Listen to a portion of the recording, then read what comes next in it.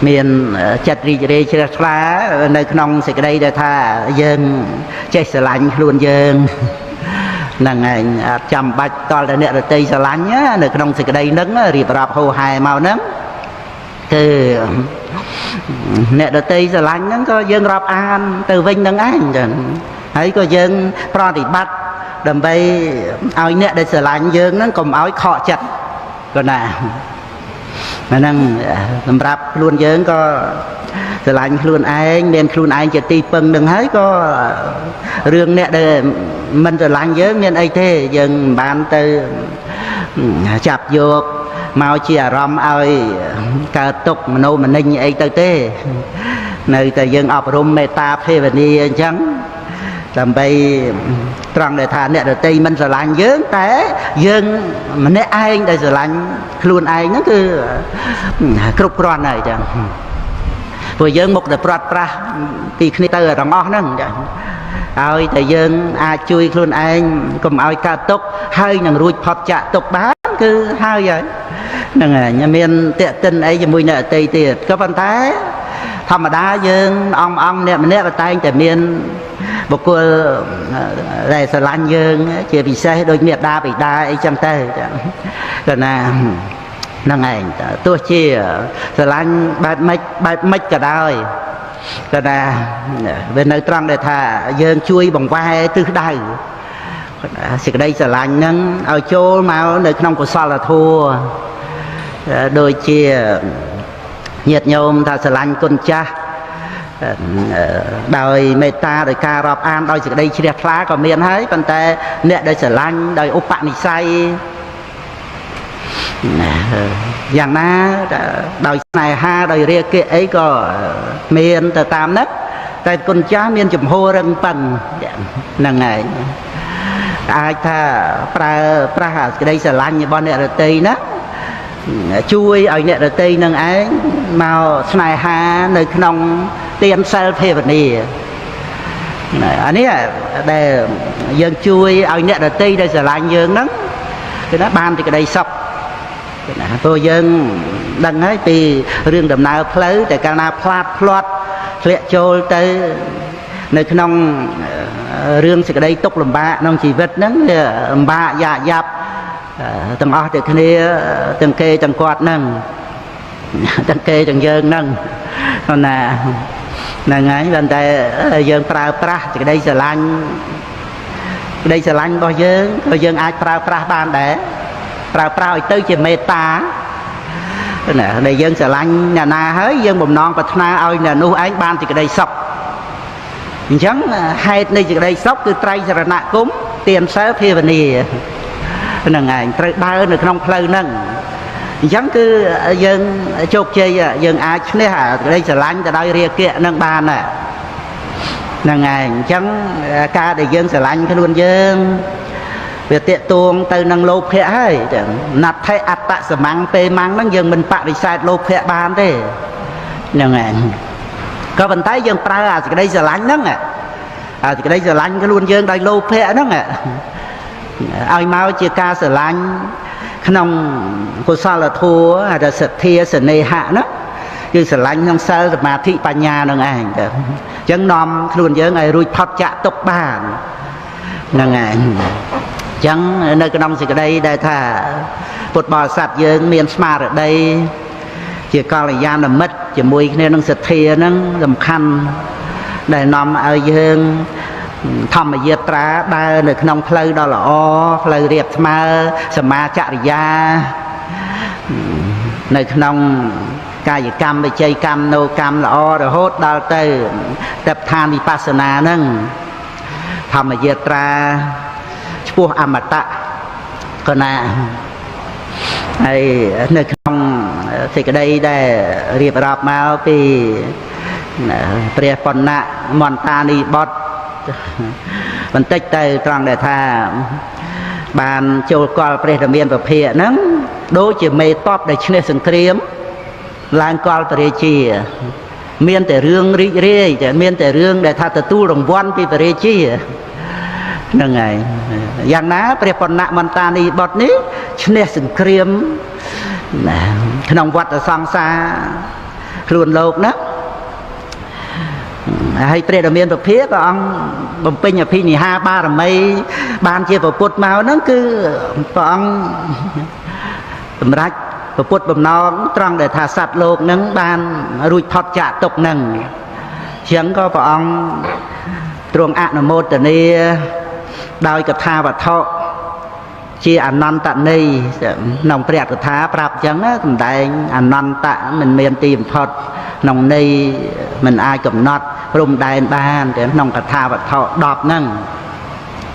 ហ្នឹងឯងអញ្ចឹងក្នុង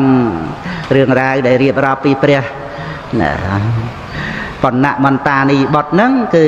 បែកចេញពីព្រះអញ្ញាកោណ្ឌញ្ញៈព្រោះត្រូវជាក្មួយបង្កើតជាកូនរបស់ប្អូនស្រីហ្នឹងឈ្មោះមន្តានីហ្នឹងឯងហើយព្រះបណ្ណៈពនាមលោកហើយមន្តានីបុត្រជាកូនរបស់មេដាឈ្មោះមន្តានីនឹងឯងយើងនឹករលឹកពនាមព្រះអរហន្តចឹងនាំឲ្យយើងជ្រះថ្លាទៅមានហេរិអោតបៈ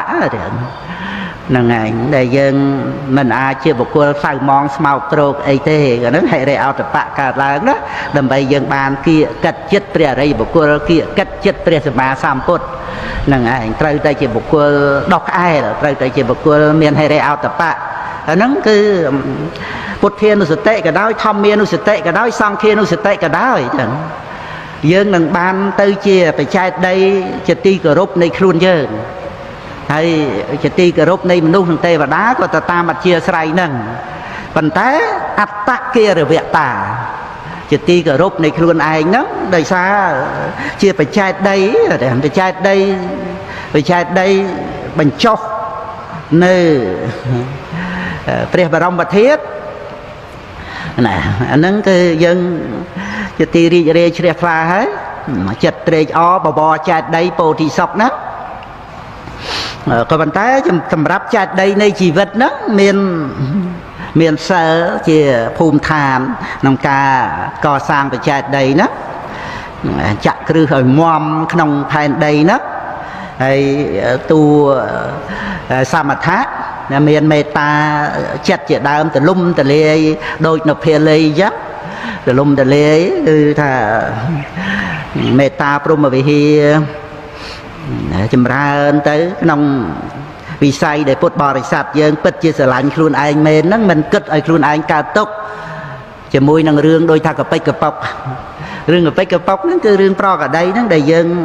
បញ្ញាទន់ខ្ចីចេះតែចាត់ទុកថាធំដុំក្នុងជីវិតមួម៉ៅក្តៅក្រហាយដោយសារតែយើងទៀមទាពីអ្នកអតីហ្នឹងដល់ទៅសភាពនៃចិត្តធំទលំទលាយទៅរឿងវាកប៉ិចកប៉ុកអត់មានទៅចាប់ប្រកែប្រកាន់អីឲ្យមកសៅมองចិត្តទេអធិស្រ័យអ្នកអតីអីរឿងអ្នកអតីលេងទៅអ្នកអតីទៅណាអត់មានយកមកឲ្យខូចមែនយើងទេមែនតេនយើងទេណាហ្នឹងឯងតែមិនយកសេចក្តីសៅมองរបស់អ្នកអតីហ្នឹងឲ្យមកខូចសេចក្តីសុខខូចការរក្សាចិត្តរបស់យើងទេហ្នឹងឯងរឿងយើងមើលទៅវាឃើញកប៉ិចកប៉ុកបើយកគិតមើល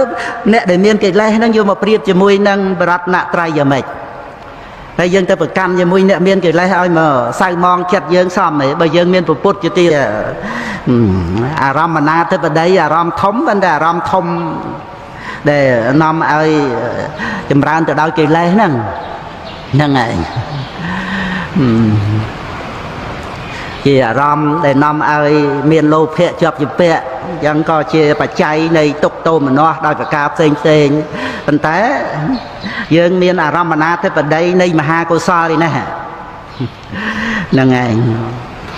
អញ្ចឹងយើងប្រៀបទៅមើលយើងត្រូវចំណាយពេលវេលាលះបង់ជីវិតរបស់យើងគិតទៅក្នុងរឿងបាបរឿងអកុសលអីហ្នឹងច្រើនណាស់តែយើងទុកដាក់ព្រះសម្មាសម្ពុទ្ធកន្លែងណាទៅដោយថាព្រះអង្គយាងមកផ្ទះយើងហើយថាព្រះអង្គយាងគង់សិនទៅខ្ញុំទៅវាយអានោះសិនស្អប់ទៀតណាហ្នឹងណាត់វាយគ្នាអញ្ចឹងហើយសំគួរទេតែយើងគោរពព្រះសាស្តាទេតែហ្នឹងគេណា ដែលយើងអរតនីពុទ្ធពធប្រសង់ចូលមកក្នុងបេះដូងយើងពុទ្ធទាំងសរណង្កឆាមិព្រះអង្គគង់នឹងសិនហើយខ្ញុំខឹងគាត់នោះទៅចោលព្រះអង្គបាត់អានឹងអញ្ចឹងនៅពេលដែលយើងបង្អោនចិត្តទៅខឹងទៅស្អប់ទៅខ្វាយខ្វល់រឿងអីគឺយើងចោលពុទ្ធហ្នឹងហើយពុទ្ធទាំងសរណង្កឆាមិ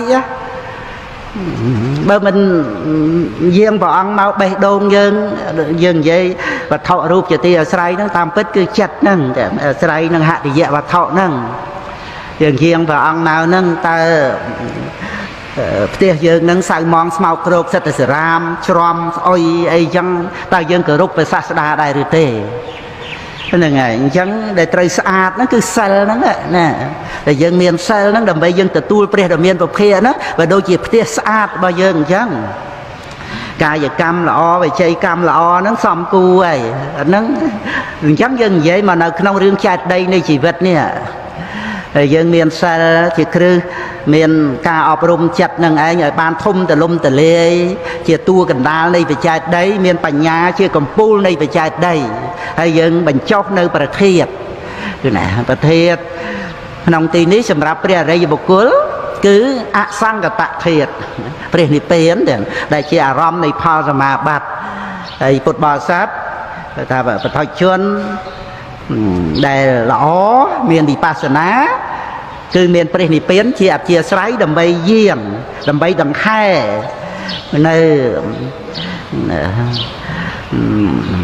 និព្វានធាតុ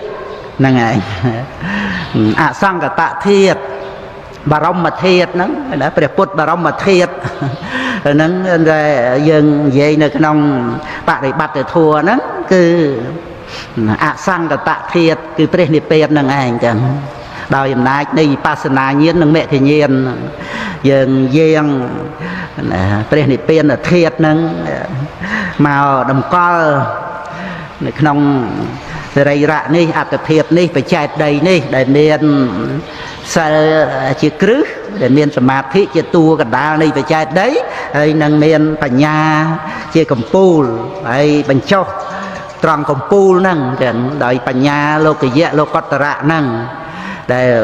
មានព្រះនិព្វានជាអារម្មណ៍ហ្នឹងគឺចេតដីនៃជីវិតហ្នឹងឯងចឹងដែលយើងនឹករលឹក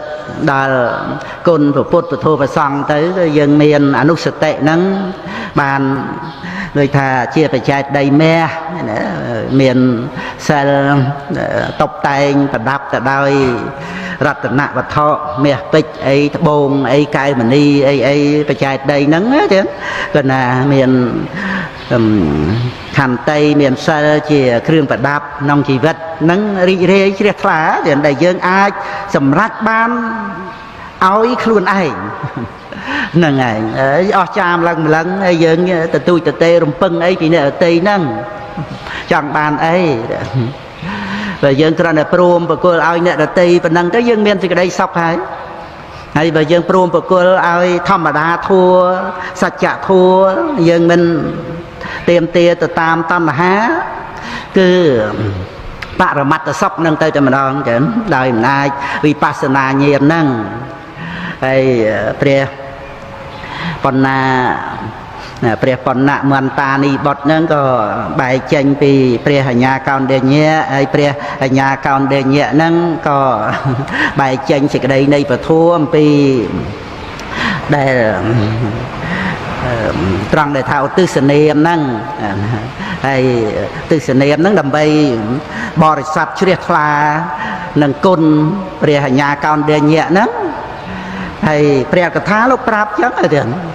ដោយបុណ្យកុសលដែលជ្រះថ្លាគ្រាន់តែព្រះអញ្ញាកោណ្ឌញ្ញៈឧទ្ទិសនាមខ្ញុំព្រះអង្គកោណ្ឌញ្ញៈខ្ញុំព្រះអង្គកោណ្ឌញ្ញៈអញ្ចឹងបរិស័ទដែលគាល់ព្រះអង្គត្រៀបត្រានៅវេលវណ្ណារាមហ្នឹង